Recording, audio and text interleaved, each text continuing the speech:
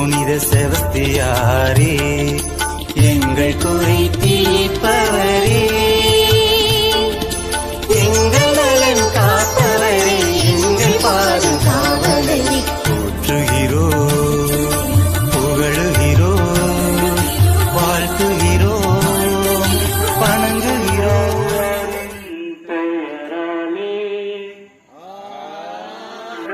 இயேசு கிறிஸ்துவின் அருளும் கடவுளின் அன்பும் தூயாவியாரின் நட்புறவும் உங்கள் அனைவரோடும் இருப்பதாக. மக்களே, புனித செபஸ்தியாரின் அன்பு பக்தர்களே, தருமையான நாளில் கொள்ளை நோய், கொரோனா நோய், ஒமைக்ரான் நோய், வைரசுகள் எல்லாம் பரவி கொண்டிருக்கக்கூடிய இந்த சூழ்நிலையில் நாம் புனித செபஸ்தியார் மூலமாக ஜெபிப்பது மிக பொருத்தமானது. நமக்காகவும், நம்முடைய குடும்பத்திற்காகவும், நம்முடைய பங்கிற்காகவும், நம்முடைய மறை மாவட்டத்திற்காகவும், அகில உலக மக்களுக்காகவும் நாம் ஜெபிக்க கடமைப்பட்டிருக்கின்றோம். எனவே இந்த தொற்று நோய்கள், வைரசுகள், தொற்று நோய்களை உருவாக்கக்கூடிய வைரசுகளை இறைவன் தாமே முற்றிலுமாக அழித்தொழித்து மனித குலத்தை மன்னித்து மீட்டு பாதுகாத்து வழிநடத்தியுள்ள வேண்டி இந்த உன்னத திருப்பலியில் முழுமனதோடு பங்கெடுத்து ஜெபிக்க தடையாக இருக்கக்கூடிய குற்றம் குறைகள் அனைத்தையும் ஏற்று மனமருந்தி மன்னிப்பு கேட்போம். முழு மனதோடு இந்த உன்னத திருப்பலியில் பங்கெடுப்போம். அன்பிற்குரியவர்களே, இந்த நாளில் தாய் திருச்சபையோடு நாம் அனைவரும் ஒன்றாக இணைந்து புனித செபஸ்தியார் மறை சாட்சியர் அவரையும் இனமாக புனித பபியான் திருத்தந்தை மறை சாட்சியர் ஆகியோருடைய பெயர் கொண்ட திருநாளை சிறப்பிக்கின்றோம். எனவே இந்த புனிதர்களுக்காக இறைவனுக்கு நன்றி கூறுவோம். இப்புனிதர்கள் மூலமாக குழந்தை இயேசுவிடம் தாழ்பணிந்து நம்மையும் நமது குடும்பத்தாரையும் நம்முடைய வேண்டுதல்களையும் உடல் நலன்களையும் அகில உலக மக்களையும் இந்த கொரோனா, ஒமைக்ரான் ஆகிய வைரசுகளிலிருந்து பாதுகாத்துள்ள வேண்டியும் இந்த வைரசுகளை இறைவன் தாமே முற்றிலுமாக அழித்தொழித்து மனித குலத்தை மன்னித்து மீட்டு பாதுகாத்து வழிநடத்தியுள்ள ஜெபிப்போம். மேலுமாக நம்மோடு சேர்ந்து தங்களுடைய நன்றெறிதல்களையும் வேண்டுதல்களையும் சமத்திறந்த எடுத்துக்காட்டால் நாங்கள் தூண்டப் பெற்றுள்ளோம். இவ்வாறு மனிதருக்கு கீழ்ப்படிவதை விட உமக்கே கீழ்ப்படிய கற்றுக்கொள்ள மனத்துணிவைகளை எங்களுக்கு அருள் புரியும். உம்மோடு தூயாவியார் ஒன்றிப்பில் இறைவனாய் என்றென்றும் வாழ்ந்து ஆட்சி செய்கின்றவரும் எங்கள் ஆண்டவருமாகிய இயேசு கிறிஸ்து வழியாக உம்மை மன்றாடுகின்றோம்.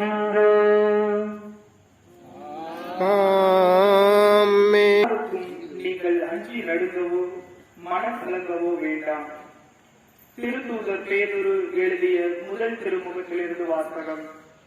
அதிகாரம் 3, இறை திருமுற்றுக்கள் 14-17 முடிய. அன்புக்குரியவர்களே, நீதியின் பொருட்டு துன்புற வேண்டி இருப்பினும் நீங்கள் பேறு பெற்றவர்களே. யாருக்கும் நீங்கள் அஞ்சி நடுங்கவோ மனக்கலங்கவோ வேண்டாம். உங்கள் உள்ளத்தில் கிறிஸ்துவை ஆண்டவராக கொண்டு அவரை தூயவர் என போற்றுங்கள். நீங்கள் எதிர்நோக்கி இருப்பதை குறித்து யாராவது விளக்கம் கேட்டால் விடையளிக்க நீங்கள் எப்பொழுதும் ஆயத்தமாயிருங்கள். ஆனால் பணிவோடும் மரியாதையோடும் விடை அளியுங்கள். உங்கள் மனச்சான்று குற்றமற்றதாய் இருக்கட்டும். அப்பொழுது உங்கள் கிறிஸ்துவ நன்னடத்தையை பழிக்கிறவர்கள் உங்களை இழிவாக பேசியதை குறித்து வெட்கப்படுவார்கள். ஏனெனில் தீமை செய்து துன்புறுவதை விட கடவுளுக்கு திருவுளமானால் நன்மை செய்து துன்புறுவதே மேல். இது ஆண்டவர் வழங்கும் அருள்வாக்கு. உங்களுக்கு நன்றி. ஆண்டவர் எவ்வளவு நல்லவர் என்று சுவைத்து பாருங்கள், சுவைத்து பாருங்கள். ஆண்டவர் துணை இனியவர் என்று சுவைத்து பாருங்கள், சுவைத்து பாருங்கள். ஆண்டவரை நான் எக்காலமும் போற்றுவேன், அவரால் ஆண்டவரை பற்றி பெருமையாக பேசுவேன். எளியோர் இதை கேட்டு அக்களிப்பர். ஆண்டவர் துணை இனியவர் என்று சுவைத்து பாருங்கள், சுவைத்து பாருங்கள். என்னோடு ஆண்டவரை பெருமைப்படுத்துங்கள், அவர் பெயரை ஒருமிக்க மேன்மைப்படுத்துவோம். துணை வேண்டி நான் ஆண்டவரை மன்றாடினேன், அவர் எனக்கு மறுமொழி பகர்ந்தார். எல்லா வகையான அச்சத்தில் நின்றும் என்னை விடுவித்து காத்தார். ஆண்டவர் எவ்வளவு இனியவர் என்று சுவைத்து பாருங்கள், சுவைத்து பாருங்கள். அவரை நோக்கி பார்த்தோர் மகிழ்ச்சியால் மிளர்ந்தனர், அவர்கள் முகம் அவமானத்திற்கு உள்ளாகவில்லை. எந்த ஏழை கூவி அழைத்தார், ஆண்டவர் அவனுக்கு செவி சாய்த்தார். அவனை எல்லா நெருக்கடி நின்றும் அவனை விடுவித்து காத்தார். ஆண்டவர் எவ்வளவு இனியவர் என்று சுவைத்து பாருங்கள், சுவைத்து பாருங்கள். ஆண்டவருக்கு அஞ்சி வாழ்வோரை அவர் தம் தூதர் சூழ்ந்து நின்று காத்திடுவார். ஆண்டவர் எத்துணை இனியவர் என்று சுவைத்து பாருங்கள். அவரிடம் அழைக்க புகுவோர் பேறு பெற்றோர்.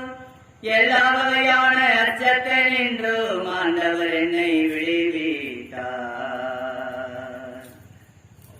ஆண்டவர் துணை இனியவர் என்று சுவைத்து பாருங்கள், சுவைத்து பாருங்கள்.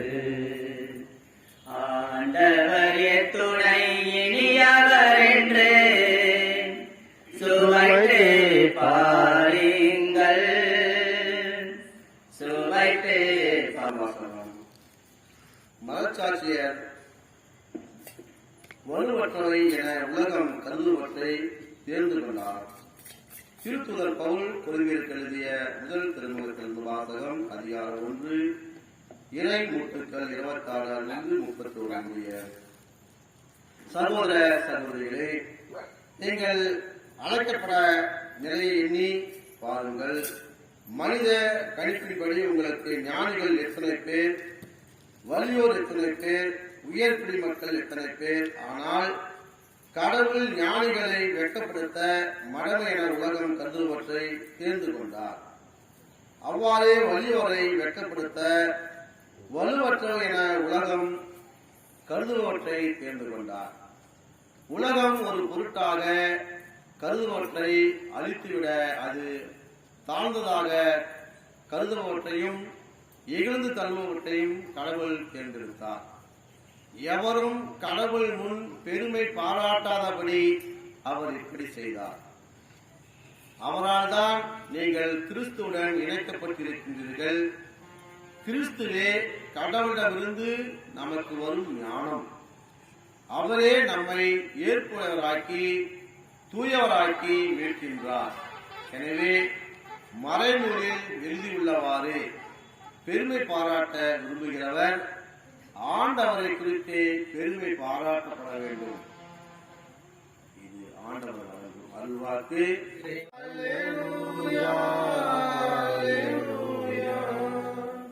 சோதனையை மன உறுதியுடன் தாங்குவோர் பேறு பெற்றோர், ஏனெனில் அவர்கள் தகுதி மெய்ப்பிக்கப்படும் போது தம் மீது அன்பு கொள்வோருக்கு கடவுள் வாக்களித்த வாழ்வாகிய வெற்றி வாகினை அவர்கள் பெறுவார்கள். அல்லேலூயா, அல்லேலூயா. அனைவரோடும் இருப்பாராக. ஆன்மாவோடும் இருப்பாராக. புனிதமத்தை எழுதிய தூய நற்செய்தியிலிருந்து வாசகம். ஆண்டவரே மாட்சி உமாக்கே. அக்காலத்தில் இயேசு தம் திருத்தூதர்களிடம் கூறியது, ஆன்மாவை கொள்ள இயலாமல் உடலை மட்டும் கொள்பவர்களுக்கு அஞ்ச வேண்டாம். ஆன்மாவையும் உடலையும் நரகத்தில் அழிக்க வல்லவருக்கே அஞ்சுங்கள். காசுக்கு 2 சிட்டுக்குருவிகள் விற்பதில்லையா? எனினும் அவற்றில் ஒன்று கூட உங்கள் தந்தையின் விருப்பமின்றி தரையில் விழாது. உங்கள் தலைமுடியெல்லாம் எண்ணப்பட்டிருக்கின்றது. சிட்டுக்குருவிகள் பலவற்றை விட நீங்கள் மேலானவர்கள். எனவே அஞ்சாதீர்கள். மக்கள் முன்னிலையில் என்னை ஏற்றுக்கொள்பவரை விண்ணுலகில் இருக்கும் என் தந்தையின் முன்னிலையில் நானும் ஏற்றுக்கொள்கின்றேன். மக்கள் முன்னிலையில் என்னை மறுதளிப்பவர் எவரையும் விண்ணுலகில் இருக்கின்ற என் தந்தையின் முன்னிலையில் நானும் மறுதளிப்பேன். ஆண்டவரின் அருள்வாக்கு. கிறிஸ்துவே உமக்கு புகழ். புகழ். இயேசுவுக்கே மகிமை. இயேசுவுக்கே நன்றி. இயேசுவே உம்மை போற்றுகின்றோம். இயேசுவே உம்மை புகழ்வினை வாழ்த்துகின்றோம். அல்லேலூயா, அல்லேலூயா. இயேசுவின் ரத்தம் ஜெயம். இயேசுவின் ரத்தம் ஜெயம். இயேசுவின் ரத்தம் ஜெயம். எனக்கு வலுவூட்டுகிறவரின் துணை கொண்டு. அன்புக்குரியவர்களே, இன்றைய ஆசீர்வாதமான நாளில் இறை வார்த்தைகளை இறைவன் நமக்கு ஆசீர்வதித்து வழங்கி இருக்கின்றார். வாசகத்தை நீங்க வாசிக்க கேட்டீங்க. முதல் வாசகத்துல மனசுல நிக்கிற வார்த்தை ஏதாவது சொல்ல முடியுமா? யாருக்கு? பதிலுரை பாடல்ல 2வது வாசகத்துல ஆண்டவரில் பெருமை பாராட்டுங்கள். உங்கள் உள்ளத்தில் கிறிஸ்துவை ஆண்டவராக கொண்டு அவரை தூயோர் என போற்றுங்கள். நன்னடத்தைகளை பழிக்கிறவர்கள் உங்களை இழிவாக பேசுவதை குறித்து வெட்கப்படுவார்கள். ஏனெனில் தீமையை செய்து துன்புறுவதை விட கடவுளுக்கு திருவுளமானால் நன்மை செய்து துன்புறுவதே மேல். ஆகவே அன்பிற்குரியவர்களே, இந்த செபஸ்தியாருடைய விழாவை நாம் கொண்டாடுகின்றோம். செபஸ்தியார் பொங்கல் நாம் செய்திருக்கின்றோம். ஆண்டவர் எத்துணை இனியவர் என்று சுவைத்து பாருங்கள். எப்படி சுவைக்கிறது? இந்த பொங்கல் செஞ்சிருக்கீங்க. யார் யார் பொங்கல் செஞ்சது?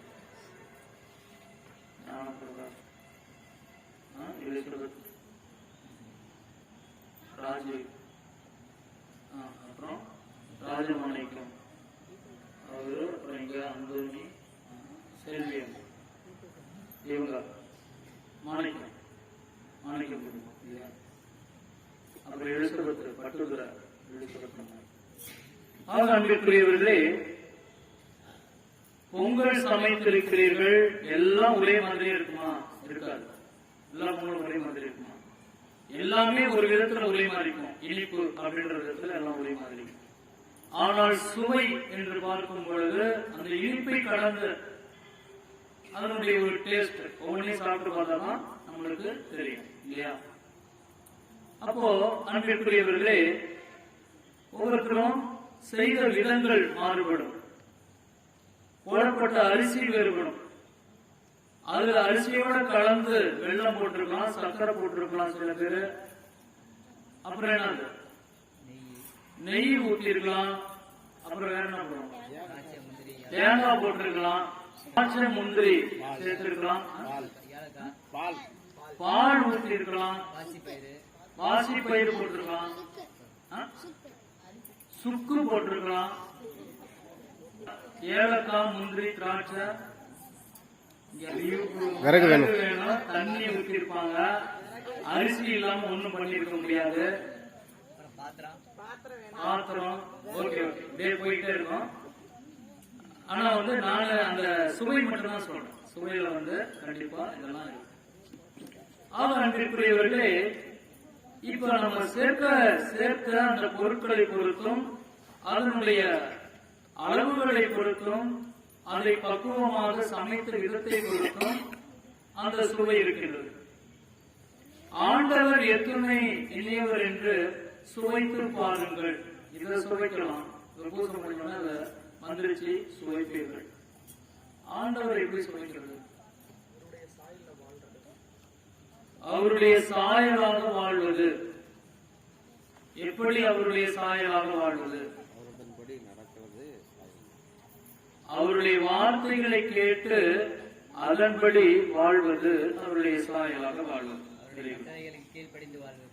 அவருடைய கட்டளைகளுக்கு கீழ்ப்படிவது, அவரை போல துன்பத்தை ஏற்றுக்கொள்வது, அவரை போல இருவரின் திருவிழத்தை நிறைவேற்றுவது, இறைவனுடைய திருவுளத்தை நிறைவேற்றுவது, அவரை போல ஜெபிப்பது. அப்படி போயிட்டே இருப்பான். அவரை போல ஜெபிப்பது, அவரை போல உதவி செய்வது, அவரை போல ஆசீர்வதிப்பது, அப்படியே சொல்லிட்டே இருப்பான் இல்லையா?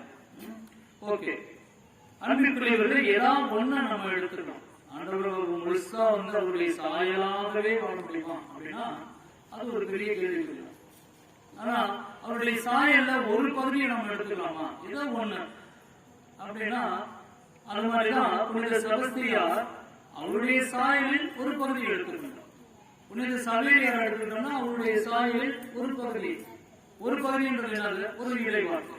ஆண்டவர் எவ்வளவு போதிச்சிருக்கிறாரு, அதுல ஒரு இறை வார்த்தையை ஒவ்வொருத்தரும் வாழ்ந்து காட்டியிருக்காங்க.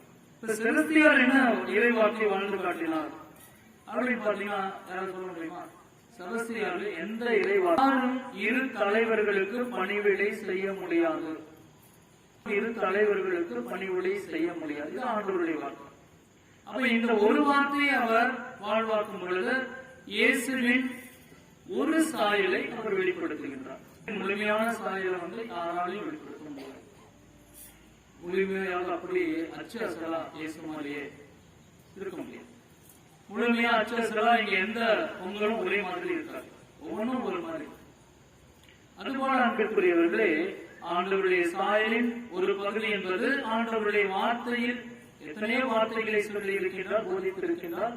அவற்றில் ஒரு வார்த்தை, யாரும் இரு தலைவர்களுக்கு பணிவிடை செய்ய முடியாது. இரு தலைவர்கள் யாரு? கடவுள், பணம். பணம்னா பணம் மட்டும் கிடையாது, பணத்தை கொண்டிருப்பவர்கள், அதிகாரத்தை கொண்டிருப்பவர்கள். கடவுளா அதிகாரம் கொண்டவர்கள். அதுதான் அவருடைய வாழ்க்கையில இழந்த கேள்வி. யாருக்கு நான் கீழ்ப்படுகிறது? அதிகாரம் கொண்டவர்களுக்கா அல்லது அன்பினால் ஆட்சி செய்வதற்கா? இயேசு கிறிஸ்துவுக்கா? அப்ப அன்பிற்குரியவர்களே, இந்த புனித செபஸ்தியார் 256ஆம் ஆண்டு பிரான்ஸ்ல பிறந்தார். பிரான்ஸ்ல பிறந்து இத்தாலியில் மிலான் என்ற நகரத்தில் அவர் வளர்க்கப்பட்டார். பிறந்தது பிரான்ஸ், இத்தாலி நகர நாட்டில். இளைஞனாக இருக்கும் பொழுது அவர் அந்த மிலிட்டரி என்று சொல்லக்கூடிய ராணுவத்தில் சேர்கின்றார். சேர்ந்து திறம்பட பணியாற்றியதால் அந்த ராணுவத்திற்கே, அதாவது ரோமானிய ராணுவத்திற்கே படை தளபதியாக அவர் உயர்த்தப்படுகின்றார். அவர் உயர்த்தப்பட்டாலும் அவர் இயேசுவை அதிகமாக நேசித்தார். இவர்களே, அப்பொழுது வாழ்ந்த அரசன் கிரமோனியூஸ், இந்த கிரிமோனியஸ் என்பவன் படுத்த படுக்கையாக இருக்கின்றான் அந்த ரோமானிய அரசன். அப்பொழுது இயேசுவை பற்றியும் அவருடைய அந்த குணப்படுத்துதலையும் இவன் தெரிந்து கொள்கின்றான். எனவே புனித செபஸ்தியாரை அழைத்து எனக்காக ஜெபியுங்கள், நான் குணமாக வேண்டும், நீங்கள் என்ன சொன்னாலும் நான் செய்கின்றேன் அப்படின்னு சொல்லி சொல்றேன். அப்ப செபஸ்தியார் என்ன பண்றாருன்னு பாத்தீங்கன்னா, நான் இயேசுவின் பெயரால் உங்களை சுகப்படுத்துகின்றேன், அதற்கு மாற்றாக நீங்கள் இயேசுவை ஏற்றுக்கொள்ள வேண்டும் என்று சொல்லுகிறார். அப்படியாகவே அன்பிற்குரியவர்களே அவரும் அந்த அரசனும் ஒத்துக்கொள்கிறார். எனவே புனித செபஸ்தியார் அவரை குணப்படுத்துகின்றார். கிரிமோனியஸ் அவரை குணப்படுத்திய பிறகு அந்த அரசன் இயேசுவை ஏற்றுக்கொண்டது மட்டுமல்லாமல் யாரையெல்லாம் சிறைபிடித்திருந்தானோ அவர்களை எல்லாம் விடுவிக்கின்றான். விடுவித்த பிறகு இயேசுவை பற்றி நற்செய்தி அறிவிக்கவும் அவன் உரிமை கொடுக்கின்றான், சுதந்திரத்தை கொடுக்கின்றார் அந்த அரசன். அன்பிற்குரியவர்களே, அதைத் தொடர்ந்து காலங்கள் செல்லும் பொழுது மார்சலின் என்ற 2 பேரு அந்த அரசனை மாண்டு போனபடி வாழ்க்கை முடிச்சுட்டு, அடுத்தது அவருடைய மகன்.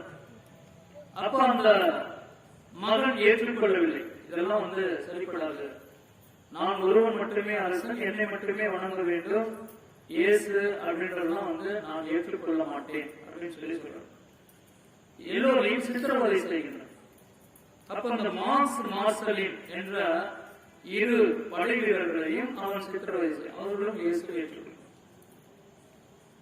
அரசனுடைய சித்திரவதை தாங்க முடியாமல் இந்த மார்சலின் அவர்கள் சிறையில் இருந்து இயேசுவை மறுதலிக்கக்கூடிய அளவிற்கு அவர்கள் மாறுகிறார்கள். இயேசுவை நம்பியவர்கள் இயேசுவை மறுதலிக்க ஆரம்பிக்கிறார். அப்போ இந்த செபஸ்தியார் என்ன பண்ணுகிறார் என்றால் அவர்களை திடப்படுத்துகின்றார், விசுவாசத்தில் உறுதியூட்டுகின்றார். நீ அரசனுக்காக வாழ்வாயா, அரசனுக்கு பயந்து வாழ்வாயா, அல்லது கடவுளுக்கு பயந்து வாழ்வாயா என்று சொல்லி அந்த மார்சலின் அந்த 2 படை வீரர்களையும் உறுதிப்படுத்தி இயேசுவுக்காக வாழ்வதும் இயேசுவுக்காக மரிப்பதுமே சிறந்தது என்ற ஒரு நிலைப்பாட்டை அவர்களுக்குள் ஏற்படுத்துகின்றார். அவர்களும் அவ்வாறே இயேசுவுக்காக விசுவாசத்தை மீண்டுமாக கைக்கொண்டு அவருக்காகவே மரிக்கிறார்கள். இப்படி புனித செபஸ்தியார் மக்களை விசுவாசத்தில் வளர்த்தெடுக்கின்றார், படை வீரர்களை சிறப்பாக. அன்பிற்குரியவர்களே, மேலுமாக அந்த காலகட்டத்தில் ஆட்சி செய்த ஈரன் என்ற அரசன் செபஸ்தியாரை சித்திரவதை செய்தார். நீ இயேசுவை மறுதலிக்கிறாயா, இயேசுவை விட்டுவிடுகிறாயா இல்லையா என்று சொல்லி, நீ இயேசுவை பற்றி அறிவிக்க கூடாது என்று சொல்லி, அதைதான் செபஸ்தியாரும் அவரிடம் சொல்லுகிறார். அந்த மன்னனிடம், ஈரன் என்ற மன்னனிடம், நான் யாருக்கு கீழ்ப்படுவது, உங்களுக்கா அல்லது என் ஆண்டவராகிய என்னை அன்பு செய்து என்னை படைத்து என்னை வழிநடத்தும் எனக்கு எல்லாமாக இருக்கும் இயேசு கிறிஸ்துவுக்கு நான் மதிப்பளிப்பதா, அவருக்கு கீழ்ப்படிவதா? ஆகவே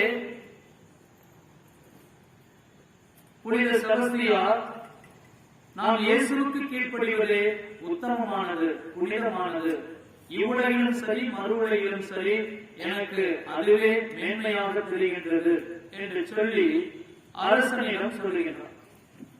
அரசன் சினம் கொண்டு செபஸ்தியாரை மரத்தில் கட்டி அந்த அம்புகளால் எய்து அவரை கொலை செய்ய முயற்சி செய்கிறார்.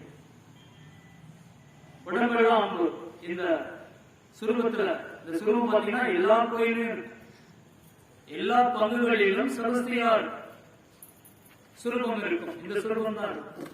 அப்ப அந்த ஈரன் என்ற அந்த அரசன் அம்புகளால் எய்து அவர் செத்தது போல மாறிவிட்டார்.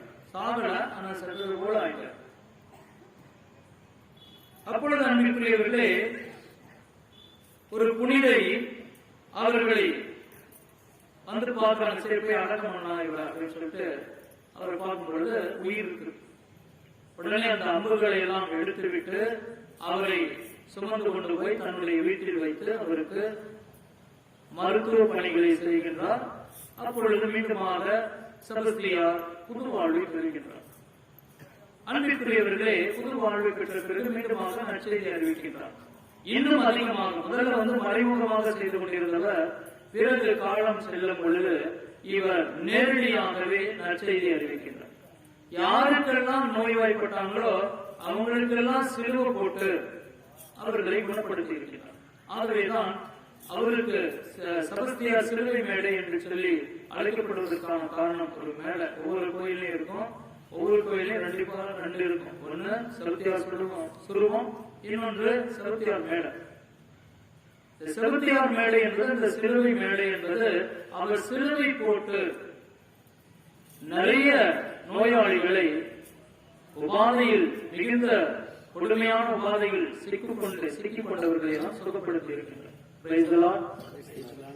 அன்பிற்குரியவர்களே, கடவுள் அவர் மூலமாக வல்லமையாக செயல்பட்டார், மிகுந்த ஆற்றலோடு செயல்பட்டார். அதான் விவிலியத்தில் பார்க்கும் பொழுது திருத்தூதர்களோடு இயேசு உயிர்த்திலிருந்து விண்ணகம் சென்று விட்டார். இருந்தாலும் திருத்தூதர்கள் நற்செய்தி அறிவித்தார்.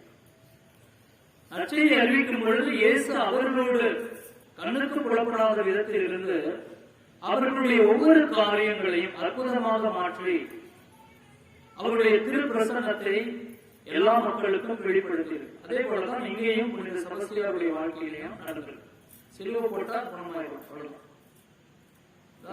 அதனுடைய அடிப்படையில் தான் செபஸ்தியார் மேடை என்று சொல்லி அமைக்கப்பட்டது. அன்பிற்குரியவர்களே, கடைசியாக அந்த ஈரன் என்ற மன்னனிடம் மீண்டுமாக சென்று, நான் உமக்கு கீழ்ப்படிவது சரியானது அல்ல, மாறாக என் ஆண்டவருக்கு தான் நான் கீழ்ப்படிவேன். இந்த உலகத்தில் வாழும் பொழுதும் சரி, மறு உலகமானாலும் சரி, அவர்தான் எனக்கு நியாயாதிபதி. ஆகவேதான் இன்றைய நற்செய்தியும் கூட ஆத்மாவை கொள்ள இயலாமல் உங்கள் உடலை மட்டும் கொள்பவர்களுக்கு அஞ்ச வேண்டாம், ஆத்மாவையும் உடலையும் நரகத்திற்கு அழிக்க வல்லவருக்கே அஞ்சுங்கள். பாருங்க, அப்ப நற்செய்தியே அதே கட்டளை தான் சொல்லப்படும். எப்படி இந்த கட்டளை பயன்படுத்தினாலோ, எந்த கட்டளை பயன்படுத்தினாலோ, மனிதனுக்கு கீழ்ப்படிவதா அல்லது அதிகாரம் கொண்டவனுக்கு கீழ்ப்படிவதா அல்லது பணவளம் கொண்டவர்களுக்கு கீழ்ப்படிவதா அல்லது கடவுளுக்கு கீழ்ப்படிவதா, அதேதான் நற்செய்தியும் சொல்லப்படும். கடைசி ஆண்டவர் என்ன சொல்றாங்க பாருங்க, மக்கள் முன்னிலையில் என்னை ஏற்றுக்கொள்பவரை விண்ணுலகில் இருக்கும் என் தந்தையின் முன்னிலையிலும் நானும் ஏற்றுக்கொள்வேன். அப்ப மக்கள் முன்னிலையில் துணிச்சலாக இயேசுவை ஏற்றுக்கொண்டு அறிக்கை இடுகிறார். ஆகவேதான் அவ்வளவு வல்ல செயல்களை அவரால் செய்ய முடிகிறது. கடைசியாக அந்த ஈரன் என்ற அரசன் அவரை தனியார் அடித்து கொள்கின்றான். அது ஒருபுறம். ஆனால் இன்றளவும் நாம் அவரை நினைக்கின்றோம் என்றால் அதற்கு காரணம், அவர் சாதாரண வாழ்வு வாழவில்லை, மாறாக நல்ல ஒரு கிறிஸ்து அவன். நம்மளுக்கும் அதே பேர்தான், கிறிஸ்து அவன், கிறிஸ்து அவள். சாட்சியுள்ள கிறிஸ்து அவனாக, கிறிஸ்து அவளாக நாம் வாழ்கின்றோமா? பெற்றவர்கள் அத்தனை பேருமே கிறிஸ்தவன், கிறிஸ்தவள். இயேசு கிறிஸ்துவை தாங்கி இருக்கிறவர்கள், அணிந்திருக்கிறவர்கள். சொன்னீங்க சாயல்னு சொல்லி. ஆக இவர் வாழ்ந்த வாழ்க்கை, அவரும் கிறிஸ்தவன், நல்ல ஒரு கிறிஸ்தவனாக வாழ்ந்திருக்கின்றார், சாட்சி உள்ள கிறிஸ்தவராக வாழ்ந்திருக்கின்றார். ஆகவேதான் எப்ப பாத்தீங்கன்னா 256 பிறந்திருக்கிறாரு. அவர் மறித்தது பாத்தீங்கன்னா 289 காலங்கள், கிட்டத்தட்ட ஒரு 30 வருஷம் தான், 32 வருஷம் தான் வாழ்ந்திருக்கிறார். இளைஞனாக இருக்கும் பொழுது அவர் இறைவனை சேர்ந்தார்.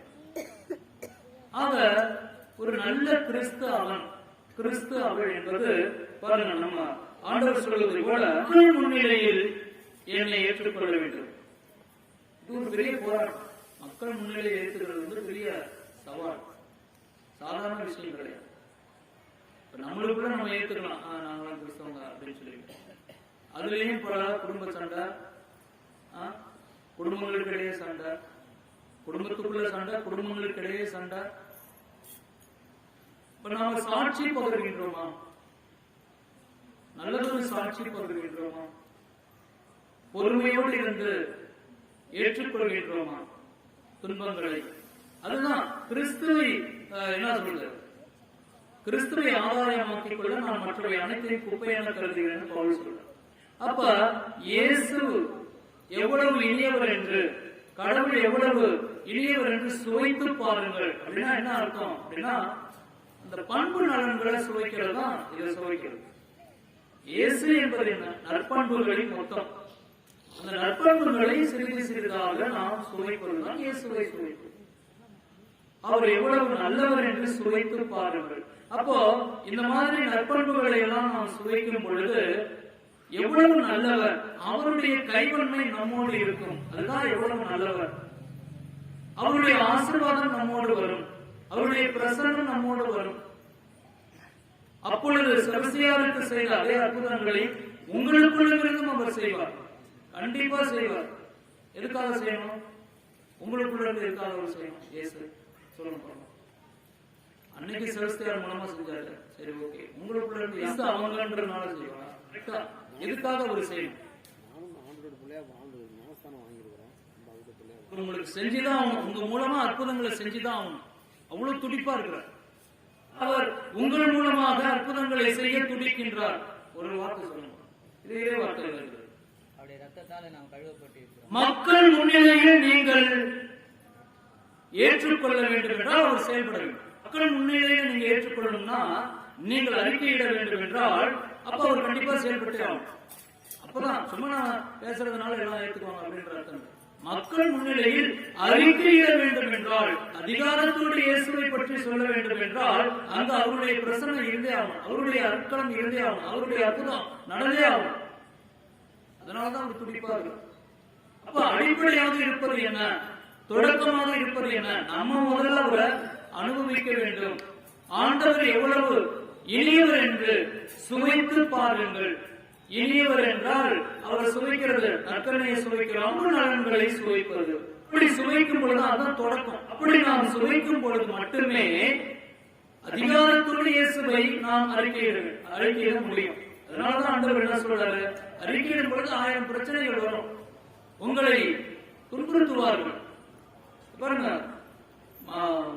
ஆன்மாவை கொள்ள இயலாதவர்களுக்கு நீங்கள் அஞ்ச வேண்டாம், உடலை மட்டும் கொள்பவர்களுக்கே அஞ்ச வேண்டாம். அப்படின்னா என்ன அர்த்தம்? உடலை மட்டும் கொள்பவர்களுக்கே அஞ்ச வேண்டும் அந்த வார்த்தை இருக்காது பயன்படுத்துறாங்க. அப்ப துன்பம் வரும், துன்பம் வரும், ஏற்றுக்கொள்ள வேண்டும். இந்த துன்பத்தை பத்தி ஒரு சின்ன ஒரு குறிப்பு நான் உங்களுக்கு சொல்றேன், அது மட்டும் மனசுல வச்சு. துன்பத்துக்காக பொதுவா மனிதர்கள் பயப்படுவாங்க. ஆண்டவரே இந்த துன்பத்தை என்னிடமிருந்து அகற்றிவிடும், இந்த வழியிலிருந்து என்னை குணமாக்கும் அப்படின்னு நம்ம ஜெபிக்கிறது. ஆனால் அன்பிற்குரியவர்களே, வழியை நீக்கிவிடும் என்று சொல்லி ஜெபிப்பதை விட வழியை முறைப்படுத்துதல், வழியை கையாளக்கூடிய சக்தி எனக்கு தந்தரலும் அப்படின்னு தான் ஜெபிக்கணும். வழியை போக்கியர்களும் அப்படின்னு நம்ம ஜெபிக்கிறத விட வழியை கையாளக்கூடிய சாதுரியத்தை, ஞானத்தை, சக்தியை எனக்கு தந்தரலும். அது எப்படி சொல்ல? அப்ப இருக்கிறதுக்கு என்ன வித்தியாசம்? வழியை யாராலையும் போட்டு முடியல, தாங்கிக்க முடியல. யாரும் அதெல்லாம் வேணாம் தான் நம்ம நினைப்போம். மன வழியாக இருக்கலாம், உடல் வழியாக இருக்கலாம், எல்லாமே அது வேணான்ற வழி அப்படின்னு தான் நம்ம சொல்லுவோம். ஆனால் அன்பிற்குரியவர்களே, சாதுரியமாக கையாளுமையான வாழ்க்கை என்பது அன்பிற்குரியவர்களே நன்றாக கவனிக்க முடியும் என்றால் வழிதான் வாழ்க்கை, வழிதான் வாழ்க்கை. எப்படி பார்க்க சொல்றீங்க? சில பேர் பிள்ளைகளை வளர்த்தெடுப்பதில் பிரச்சனை, சில பேர் தாங்கள் செய்யக்கூடிய பணிகளில் பிரச்சனை, சில பேர் இந்த கொரோனா நேரத்தில் சரியான ஊதியம் கிடைக்கல, முழுமையான வருமானம் கிடைக்கும், அது ஒரு வழி, அது ஒரு வேதனை. ஆனாலும் அந்த வழிகளை எல்லாம் கையாளக்கூடிய சக்தியை எனக்கு தந்தரணும், அதுதான் உண்மையான வாழ்க்கை என்று. அன்பிற்குரியவர்களே, உதாரணத்துக்கு பாத்தீங்கன்னா இந்த ஸ்போர்ட்ஸ் மேன் எல்லாம் பாத்தீங்கன்னா அத்லெட், ரன்னிங், அதுக்கு ஒரு பிராக்டிஸ் பண்ணுவாங்க. எங்கெல்லாம் பிராக்டிஸ் பண்ணுவாங்கன்னா ரோட்ல ஓடிட்டு இருப்பாங்க, அல்லது ஆற்றுப்படுக்கையா இருந்தது என்றால் மணல்ல ஓடுவாங்க, மணல்ல ஓடி பிராக்டிஸ் பண்ணுவாங்க, அல்லது ஜிம் எக்ஸசைஸ் பண்ணிட்டு இருப்பாங்க. அப்ப அவங்களுக்கு வலிக்காதுன்னு நீங்க நினைக்கிறீங்களா? வலிக்காதா? எக்ஸசைஸ் பண்றாங்க, அல்லது மூட்டை சுமக்கிறான், மூட்டை சுமக்கும் போது வலிக்கும் உடம்பு. ஆக வலிக்கும், உடம்பு வலிக்கும், வலி இருக்கும். அப்போ அன்பிற்குரியவர்களே, ஏங்க வழியில போயிட்டு இதெல்லாம் செஞ்சுக்கிட்டு இருக்கீங்க அப்படின்னு போய் கேட்டீங்கன்னா, இந்த வழியில் தான் எனக்கு வாழ்வில் வழி பிறக்கின்றது, எனக்கு வருமானம் கிடைக்கின்றது, எனக்கு பொருளாதாரம் கிடைக்கின்றது. ஆகவே நான் இதை செய்கின்றேன், இதை ஏற்றுக்கொள்கின்றேன். அல்லது ஒரு ஸ்போர்ட்ஸ்மேன் கேட்டீங்கன்னா, அப்பதான் நான் சர்டிபிகேட்ஸ் வாங்க முடியும், மெடல் வாங்க முடியும். பயிற்சிகள் அத்தனையுமே வலிக்கும், அல்லது வேலைகள் வலிக்கும். இந்த கொரோனா சூழ்நிலையில வருமானம் பாதி வருமானம் அப்படி இருக்கிறது, இந்த மாதிரிலாம் வலிக்கும். ஆனால் அன்பிற்குரியவர்களே, அந்த ஸ்போர்ட்ஸ் மேனுக்கு எப்ப இப்படி ஓடி காலத்துல 5 மணிக்கெல்லாம் எழுந்திரிச்சு இதெல்லாம் பண்ணிட்டு பண்ணிடுறீங்க அப்படின்னா, இதிலிருந்து தான் எனக்கு ஒரு லட்சியம் இருக்கின்றது, இலக்கு இருக்கின்றது, அதை நான் அடைய முடியும் என்று சொல்லி அவர்கள் அந்த வழியை மகிழ்ச்சியோடு ஏற்றுக்கொள்கிறார்கள். வழியை எப்பொழுதுமே நீங்கள் வேண்டாம் வெறுப்பாக எடுத்துக் கொண்டீர்கள் என்றால் அது தொடர்ந்து உங்களுடைய தான் இருக்கும். அதனால்தான் வள்ளுவர் என்ன சொல்கிறார் என்றால், துன்பத்திற்கு துன்பம் கொடுத்தால் அந்த துன்பம் ஓடிவிடும். அப்ப இதுதான் வழியை கையாளக்கூடிய முறை, வழியை கையாளுதல், அதை மன துணிவோடு ஏற்றுக்கொள்ளுதல். இந்த புனித செபஸ்தியார் வழியை மன துணிவோடு ஏற்றுக்கொண்டார். இதுதான் இன்னைக்கு இருக்கக்கூடிய மிக முக்கியமான பிரச்சனை. வழியை நீங்கள் இயேசுவுக்காக துணிவோடு ஏற்றுக்கொண்டீர்கள் என்றால் அப்பதான் ஆண்டவருடைய இந்த வார்த்தை உங்களுக்கு பொருந்தும். உடலை கொள்பவர்களுக்கு நீங்கள் அஞ்ச வேண்டாம் என்றால் அப்பதான் நீங்க அதுக்கு ரெடியா இருக்கீங்க. ஐயோ என்ன பண்றதுன்னு தெரியல, மனசு வேதனையா இருக்குது, அப்படி எப்படி நீங்க நினைச்சீங்கன்னா இந்த காரியத்தை செய்ய முடியாது. அதுக்கு நம்ம உங்களுக்கும் அதுக்கும் சம்பந்தமே இல்லாம இந்த ஒரு பாயிண்ட், இந்த ஒரு விஷயத்துலதான் வாழ்க்கையினுடைய மையம் வழங்கி இருக்கின்றது. வழியை ஏற்றுக்கொள்ளுதல். செபஸ்தியார் அம்புகளால் எய்யப்பட்ட போதிலும் அவர் ஏற்றுக்கொண்டார் துணிவோடு. அப்போ அவருக்கு உடம்பு இல்லையா, அவருக்கு வலிக்காதா? எல்லாமே இருந்தது. எல்லாம் பாத்தீங்கன்னா எங்க குத்தி இருக்குவாங்க, காலில் குத்தி இருக்குது, அங்க ஷோல்டர்ல குத்தி இருக்குது. ஆக எல்லா விதமான ரணகரமான விஷயம். ஆனாலும் இந்த ஒரு வார்த்தை, ஆத்மாவை உங்களால் ஒன்றுமே செய்து விட முடியாது. அரசனே, நீங்கள் என்னை அம்பு ஏந்தி கொள்ளலாம், எப்படி வேண்டுமானாலும் கொள்ளலாம், ஆனால் என் ஆத்மாவை உங்களால் ஒன்றுமே செய்து விட முடியாது. ஆகவே அன்பிற்குரியவர்களே, ஆண்டவர் இன்னொரு இடத்துல அற்புதமா சொல்றாரு. இங்க கூட பாத்தீங்கன்னா, காசுக்கு 2 சிட்டுக்குருவிகள் இருப்பதில்லையா, எனினும் அவற்றை ஒன்று கூட உங்கள் தந்தையின் விருப்பம் என்று கீழே வருவதில்லை, உங்கள் தலைமுடிகள் எல்லாம் எண்ணப்பட்டிருக்கின்றன. யாருமே சொல்லல, இந்த உலகத்துல இந்த வார்த்தை யாருமே சொல்லல. உங்கள் தலைமுடிகள் எல்லாம் எண்ணப்பட்டிருக்கும். ஆகவே அஞ்சாதீர்கள். உருவ ஆரம்பிச்சது நாளை இருந்தாலும் கொஞ்சம் இருக்கு, ஓரளவுக்கு சொல்லிக்கிற மாதிரி முடி விழும்போது கொஞ்சம் இதா இருந்துச்சு. இப்பெல்லாம் இவர்களே நம்ம இதை பத்தி எனக்காவது யோசிச்சிருக்கோமா? இந்த முடியை பத்தி, முடிகளை கூட எண்ணி இருக்கின்றார். அவர் எவ்வளவு கவனமாக உங்களை கண்காணிக்கின்றார். அப்போ எவ்வளவு கவனமாக உங்களோடு இருக்கின்றார். அவருடைய பிரசன்னம் எவ்வளவு அற்புதமாக உங்களோடு வருகின்றது. ஆச்சரியமா இருக்கு. பல நேரத்தில் ரொம்ப ஆச்சரியமா இருக்கிற மாதிரியான இது எங்கேயுமே அந்த வார்த்தை கேட்க முடியாது. இந்த ஒரு பைபிள் இடத்துல மட்டும்தான் இந்த ஒரு வார்த்தை இருக்கு. உங்கள் முடிகள் எல்லாம் எண்ணப்பட்டிருக்கின்றன. சிட்டுக்குருவி விட்டுருங்க, அதுவும் ஒரு உயிர் தான் அப்படின்ற மாதிரி நம்ம நினைச்சுக்கிறோம். ஆனா முடி என்னத்துக்கு? அந்த முடிகள் கூட எண்ணப்பட்டிருக்கின்றன. எனவே என்ன அடுத்த வார்த்தை? அஞ்சாதீர்கள். எனவே அஞ்சாதீர்கள். அவ்வளவு கவனமாக நான் உங்களை பார்த்துக் கொள்கின்றேன். இது உண்மையிலேயே யாராவது உருவாகிட்டாங்கன்னா அவங்க உண்மையிலேயே அந்த ஆண்டவருடைய அந்த அடுத்த கட்டத்துக்கு வந்துருவாங்க. இயேசு அறிவிக்க போறாங்க. முடிகள் கூட எண்ணப்பட்டிருக்கின்றன. எனவே அஞ்சாதீர்கள். எனக்கு பாடுகள் மட்டும்தான் கண்ணில் நினைக்கிறது அப்படின்னு நினைக்கிறது, வழிகள் மட்டும்தான் கண்ணில் நினைக்கிறது. சில பேர் அதுக்காகவே பிடிப்பாங்க. மோட்டருக்கு மாட்டுறதுனால உடம்பு வலி தாங்க முடியல. முதல்ல தொடக்கத்துல குடிக்கிறாங்க, அப்புறம் பாத்தீங்கன்னா அதுவே பழக்கமாகி அதுக்கே அடிமையாகி அப்புறம் குடும்பமே ரொம்ப சண்டை சச்சரவு பிரியக்கூடிய சூழ்நிலை அளவுக்கு திறன் தான் இயேசு விரும்புவது. வழியை என்னால் ஏற்றுக்கொள்ள முடியாது அப்படின்னும் போது அது இயேசுடைய குணம் கிடையாது. இயேசுவை சுவைக்க முடியாது. அந்த வழியை கையாளுவதுதான் இயேசுவை சுவைப்பது, இயேசுவை அனுபவிப்பது. இயேசுவை அனுபவிப்பது. சில பேருக்கு மூட்டு வலி, அதுலயும் சில பேருக்கு இருக்கும். ஒரு அம்மா அந்த கோவிந்தம்மாள் தள்ளி விட்டு ஆச்சரியமா இருக்கும். அதுதான் இயேசுவை சுவைப்பது என்பது. அதுதான் இந்த ஒரு பாயிண்ட நீங்க கரெக்டா புரிஞ்சுட்டீங்கன்னா மனசுல ஆழமா போய் பதிஞ்சுன்னா இதுதான் வாழ்க்கை. வழின்றதுதான் வாழ்க்கை. வாழ்க்கைன்றதும் வழின்றதும் ஒண்ணுதான். வழி இருந்தாதான் வாழ்க்கை. பாறையில செடிகள் முட்டிட்டு வெளியில வருதுன்னா அதுக்கு எவ்வளவு ஒரு போராட்டம், சாதாரணமானது கிடையாது. படிப்பதற்கு வலிக்குது பிள்ளைங்களுக்கு. இப்ப ஆன்லைன்ல படிப்பு நடத்துறாங்க, அதுலயும் வலிக்குது, கவனிக்கிறது கிடையாது. அதை சரியான விதத்தில் படித்து கற்று தேர்வதற்கு ஒரு வாய்ப்பு ஏற்படுத்துறாங்க, அதையும் பயன்படுத்துறோமா?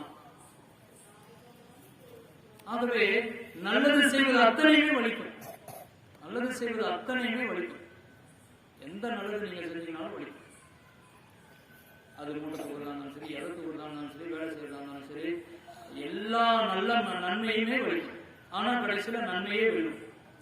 எனவே இதுதான் ஆண்டவரை சுவைப்பது என்பது. இதுதான் புனித செபஸ்தியார் செய்ததும். அற்புதமாக இயேசுவை மட்டுமே சுவைத்தார். இந்த வழியெல்லாம் ஒரு கையாளக்கூடிய பலத்தை, மனோபலத்தை அவர் பெற்றார். ஆகவேதான் இன்றளவும் அவர் தொற்று நோய்களுக்கு நல்லதொரு மருத்துவராக அவரிடம் ஜெபிக்கும் பொழுது எல்லா விதமான தொற்று நோய்களையும் அவர் அழித்துரைக்கின்றார். ஒரு ஊர்ல ஏதாவது அப்பெல்லாம் காலரா அந்த மாதிரிலாம் வந்ததுன்னா செபஸ்தியாரை தேர்ந்தெடுப்பாங்க. தேர்ந்தெடுத்தா அந்த நோயை கட்டுப்பாட்டிற்குள் அது மறைந்தே போய்விடும். எனவே அன்றைக்குரியவர்களே, வழியை கையாளுவதே வாழ்க்கை. அதைதான் செபஸ்தியார் செய்தார், இயேசுவுக்காக செய்தார். அதுதான் ஆண்டவர் எவ்வளவு எளியவர் என்று சுவைத்து பார்த்தல். சுவைப்பது, வழியை சுவைப்பது, வழியை கையாளுவது. அந்த கையாளக்கூடிய ஆற்றலை நாம் பெற்றுக் கொண்டோம் என்றால் நமக்குள் தூய ஆவியாரே செயல்படுகின்றார் என்பது சொல்லி அர்த்தம். எனவே அதற்கான ஆற்றல் பெற இந்த உன்னத திருப்பலியில் ஜெபிப்போம். இறைவன் உங்களையும் உங்கள் குடும்பத்தாரையும் நிறைவாய் ஆசீர்வதிப்பாராக. ஆமீன். அனைத்தை பாடலாக பாடுவோம். ஆண்டவராகிய இயேசு கிறிஸ்து வழியாக உம்மை மன்றாடுகின்றோம். ஆமீன். என்னையே முழுவதோ உம்மிடம் தருகின்றே, என் மனம் அறிந்து நீ உன் கையில் ஏற்றிடுவார். என்னையே முழுவதோ உம்மிடம் தருகின்றே, என் மனம் அறிந்து நீ உன் கையில் ஏற்றிடுவார். உண்மைக்காக வாழ்ந்திடும் நெஞ்சம் என்னில் உண்டு, உயிர் கொடுக்கவும் துணிந்திடும் உந்தன் பாதை சென்று. உண்மைக்காக வாழ்ந்திடும் நெஞ்சம் என்னில் உண்டு, உயிர் கொடுக்கவும் துணிந்திடும் உந்தன் பாதை சென்று. என் நெஞ்சில் வாழ்பவர் நீதானே, இனி அச்சம் கொள்வதும் வீண்டானே. என் நெஞ்சில் வாழ்பவர் நீதானே, இனி அச்சம் கொள்வதும். என்னுடையதும் உங்களுடையதுமான இந்த ஆசீர்வாதத்தின் திருப்பலி எல்லாம் உள்ள தந்தையாகிய இறைவனுக்கு ஏற்புடையதாகும்படி ஜெபியுங்கள். ஆட்சிக்காகவும் நமது நன்மைக்காகவும் பரிசுத்த திருச்சபை அனைத்து நன்மைக்காகவும் ஒரு கையெழுந்து கொலை ஏற்றுக்கொள்வாராக. ஆண்டவரே, உமது ஆசியாளி காணிக்கைகளை புனிதப்படுத்திய உம்மை வேண்டுகின்றோம். உமது கொடையால் புனித செபஸ்தியார் தம் உடலின் துன்பங்கள் அனைத்தையும் வெற்றி கொண்டது போல நாங்களும் உமது அதே அன்பத்தினால் பற்றி எறிவோமாக எங்கள் ஆண்டவராகிய அதே இயேசு கிறிஸ்து வழியாக உம்மை மன்றாடுகின்றோம். ஆண்டவர் உங்கள் அனைவரோடும் இருப்பாராக. உமன்னவரோடும் இருப்பாராக. எங்களை மேலே எழுப்புங்கள். ஆண்டவரிடம் எழுப்பியுள்ளோம். இறைவனாகிய ஆண்டவருக்கு நன்றி கூறுவோம். ஆண்டவரே தூயவரான தந்தையே, என்றென்றும் வாழும் எல்லாம் அல்ல இறைவா, எங்கள் ஆண்டவராகிய இயேசு கிறிஸ்து வழியாக என்னாலும் எவ்விடத்திலும் நாங்கள் உமக்கு நன்றி செலுத்துவது சிறப்பாக புனித செபஸ்தியாரின் விழா கொண்டாட்டத்தில் நாங்களும் என்னும் மிகுதியாக வாழ்த்தி போற்றுவது மெய்யாகவே தகுதியும் நீதியுமாகும், எங்கள் கடமையும் மீட்புக்குரிய செயலுமாகும். உம்மாட்டையானவர் வழியாக அனைத்தையும் படைத்தீர், அவரையே மீட்பராகவும் ஈரேற்றுபவராகவும் எங்களுக்கு அனுப்பினீர். அவர் தூயாவியாரால் உடலெடுத்து கன்னிமரியாயிடமிருந்து இருந்தார். அவர் உமது திருவுளத்தை நிறைவேற்றி புனித மக்களை உமக்கு பெற்றுத்தர தம் கைகளை விரித்து பாடுபட்டார். இவ்வாறு சாவை வென்று உயிர்ப்பை வெளிப்படுத்தினார். ஆகவே வானகத்துடன் புனிதர் அனைவரோடு நாங்களும் சேர்ந்து உமது மாட்சிமை புகழ்ந்துரைத்து அக்களித்து கொண்டாடி ஆர்ப்பரித்து முடிவின்றி ஒரே குரலாய் புகழ்ந்தேத்தி பாடுவதாவது. இருக்குமே ஊற்று ஆகவே உடைய ஆண்மையை பொழுந்தி காணிக்கைகளை தூய்மைப்படுத்தமை தாழ்மையுடன் கொண்டாடுகின்றோம். இவ்வாறு எங்கள் ஆண்டவராகிய அதே இயேசு கிறிஸ்துவின் திருவுடலும் திரு ரத்தமுமாக எங்களுக்கு இவை மாறுவனவாகும்.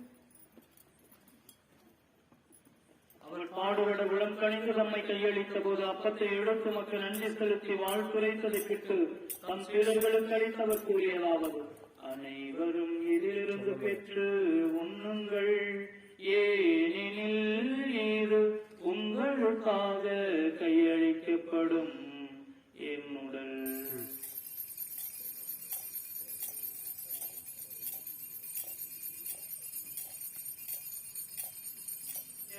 கிண்ணத்தையும் எடுத்து மீண்டும் உமக்கு நன்றி கூறி தம் சீடர்களுக்கு அளித்தவர் கூறியதாவது: அனைவரும் இதிலிருந்து பெற்று அருகுங்கள், ஏனெனில் இது புதிய நிலையான உடன்படிக்கைக்குரிய என் இரத்தத்தின் கிண்ணம். இது பாவ மன்னிப்புக்கென்று உங்களுக்காகவும் பலருக்காகவும் சிந்தப்படும். இதை என் நினைவாக செய்யுங்கள்.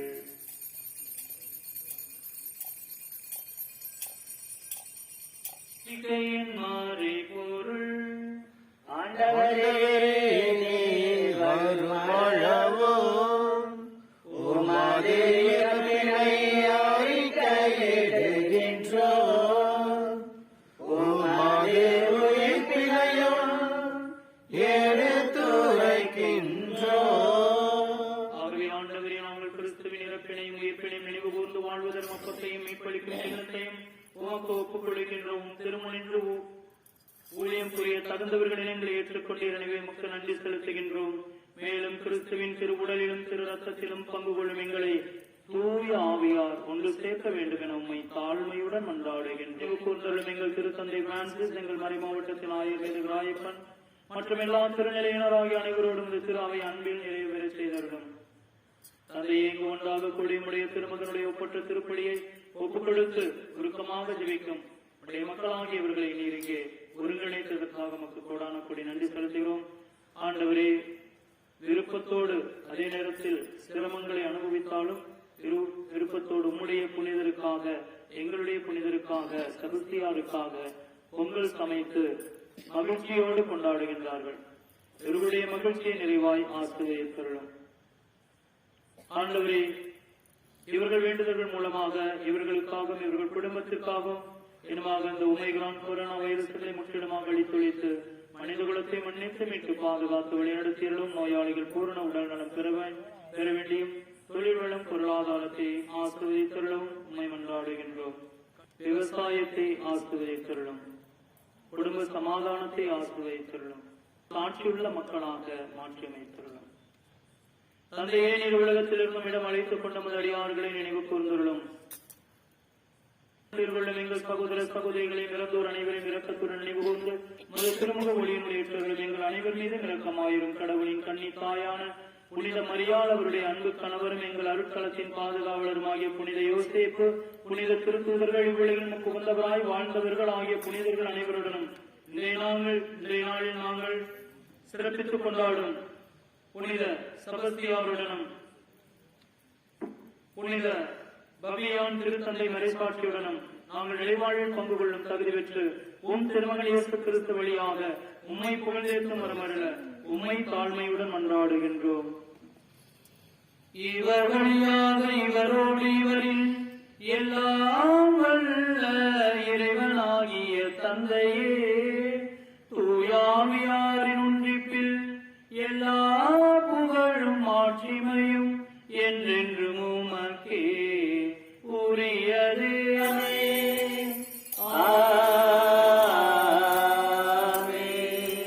உலகில் இருக்கிற எங்கள் தந்தையே, சூரியன் என போற்ற பெறுகிறாய், கனிவுடன் அருளமை மன்றாடுகிறோம். இரக்கத்தின் உதவியால் நாங்கள் பாவத்தில் இருந்து எப்போதும் விடுதலை பெற்று யாதொரு கலக்கமின்றி நலமாயிருப்போமாக. நாங்கள் இதை நோக்கி இருக்கும் பேரின்பத்திற்காகவும் எமிக்கராகிய இயேசு கிறிஸ்துவின் வருகைக்காகவும் காத்திருக்கின்றோம். எங்களில் ஆட்சி வழமையும் மாற்றியும் என்றென்றும் உமதே.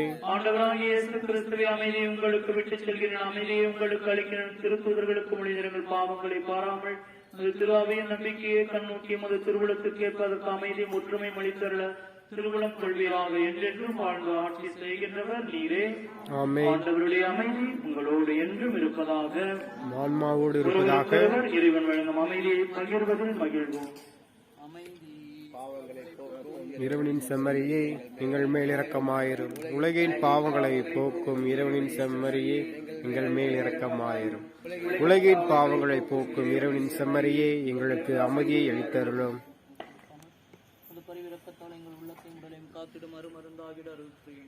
அன்பிற்குரியவர்களே, இப்ப ஒருத்தருக்கு ரொம்ப வலிக்கும், ஆனா அவர் ரொம்ப மகிழ்ச்சியா அதை ஏத்துக்கிறாரு.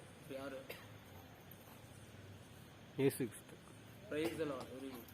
இயேசு பலியாகின்றார்.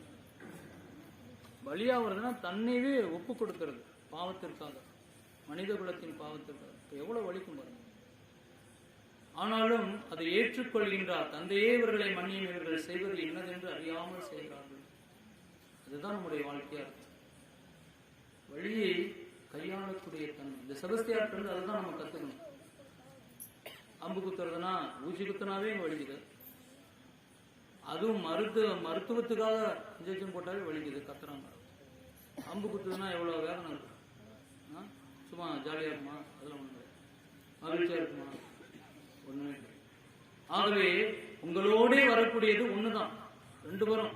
ஒன்று வலி, தனி அனுபவம். இது மன வலியா இருக்கலாம், உடம்பு வலியா இருக்கலாம், அது என்னமோ உங்களோடய வரும், எப்பயுமே வரும். அது தனி அனுபவம், கூட்ட அனுபவமாகவும் இருக்கும். ஆனால் உங்களோட வருபவர் இயேசு கிறிஸ்து அதை கையாளுவதற்கு ஆற்றலை தருகின்றார். இதுதான் மிகப்பெரிய ஒரு வாழ்க்கையினுடைய வெற்றியே அங்கதான் இருக்கு. வாழ்க்கையினுடைய வெற்றியே வழியை ஏற்றுக்கொள்ளுதலும் கையாளுதலும் தான். இவரே உலகின் பாவங்களையே போக்குகின்றவர். செம்மறியின் திருவிருந்து கலைக்கப்பட்ட நாம் அனைவருமே பேர் பெற்றவர்கள். ஆனால் ஒரு வார்த்தை மட்டும் சொல்லிடவும் எனது ஆன்மா நலமடையும். வேண்டுகின்றோம். மறை சாட்சியான புனித செபஸ்தியாரின் மன வலிமையை, உமது ஊழியத்தில் நம்பிக்கையும் பாடுகளின் வெற்றியையும் தந்ததோ அதே மன வலிமையை நாங்களும் அடைவோமாக. எங்கள் ஆண்டவராகிய இயேசு கிறிஸ்து வழியாக உம்மை மன்றாடுகின்றோம். ஆண்டவர் உங்கள் அனைவரோடும் இருப்பாராக.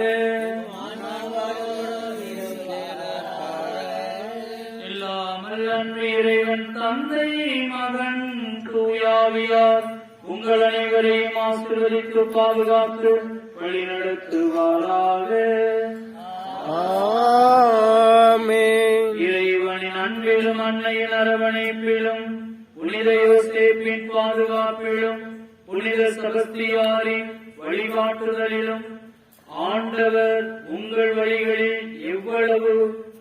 இனிமையானவர் என்பதை சுவைத்து வாழ சென்று வாழ்வோம். திருப்பலி நிறைவுற்றது. இறைவனே பல இடங்களில் வந்துக்கிறீங்க. நம்ம தலைவாசல் மட்டுமாக நம்முடைய பட்டுதுறை மற்றுமாக ஆண்டவரே அருமையான சுவையான நறுமணமிக்க இந்த பொங்கலை சமைத்திருக்கிறார்கள். நல்ல உள்ளங்கள், அன்பு உள்ளங்கள்.